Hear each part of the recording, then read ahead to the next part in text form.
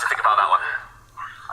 Well, Jordan Manfors does go for the most dynamic answer approach against the London, and while Hikaru handles that question of the B2 pawn hanging, we are getting action from Caruana, Fabiano Caruana taking on Aleksandr Shimanov.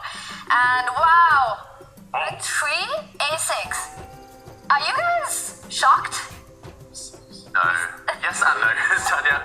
Shimanov does tend to avoid opening theory, I guess because he's not as active a player as some of these top guys. Actually, I was researching, he has barely played a classical game since before the pandemic, but it is risky to take Fabiano on, to kind of provoke him in this manner. This pawn move does not necessarily improve black position. No, I mean, as chess fans, we're also jaded about opening now, and nothing surprises anymore. H5 on move 3, A6 on move 4. We're just basically immune to these types of moves because nowadays, you know, the computer makes anything possible. A6 is not an unknown waiting move. It's pretty popular against the move knight to d2, the Tarrasch variation. So I'm pretty sure that we're still well within some sort of opening theory. And here we see Fabi dropping his knight back, very common strategy as well in order to secure that pawn chain with c3.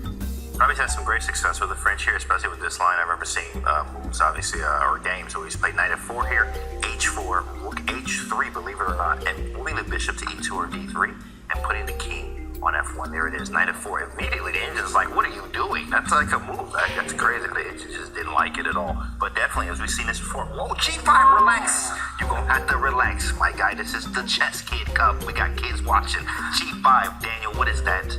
I think Fabi missed this move. G5 is a knife right in the backside. That pawn isn't stopping there. It's going to G4, kicking the other knight away. Tanya, Fabi has to be careful not to lose his entire center. I mean, knight takes D4.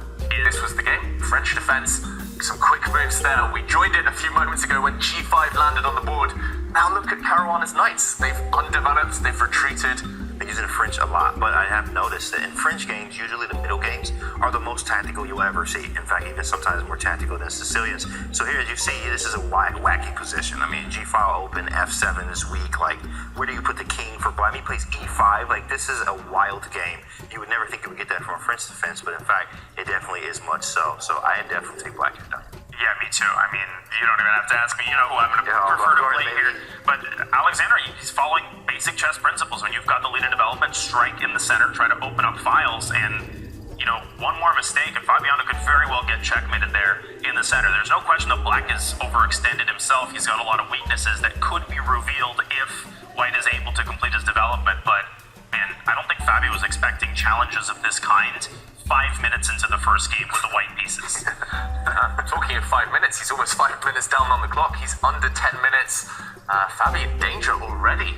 Who would have expected this? I said it beforehand. Shimanov, don't write him off. He's so dangerous, and normally he's a more strategic positional player, but he's sensing the moment. He's going for a quick kill here as black. And I've never seen such a good French defense, I've got to admit. Yeah. Especially by move 10-15 of the game. And yeah, you can tell body language as well. Fabi really struggling so far. Very ambitious play there by Aleksandr Shimanov. He starts with the French defense, plays a 3 A6 on one side of the board, and then we saw him marching down with that G-pawn, really taking control of the squares for Fabi to develop his knight. And look at white's position. All the pieces still on the first rank. The only developed piece is that white knight, which has jumped around the board multiple times, and that hasn't helped Fabi's cause. He's down on the clock, and currently with the black pieces, it looks like Shimanov is in driving seat. A decision has been made to capture the E5 pawn, and now to me, it looks like the obvious choice would be to recapture with the knight. But Shimanov takes a little bit of a think. And David, what are you expecting? A queen E5 or a knight E5 from him? Yeah, both look attractive to me, Tanya, I've got to say. Taking with the queen does have the benefit that it pins this black knight. The white knight on e2, meaning that it's harder for white to develop. You do have to calculate, perhaps, white's bishop coming out, but then the pawn would drop on b2, and to me, everything looks great for black. Likewise, taking with the knight.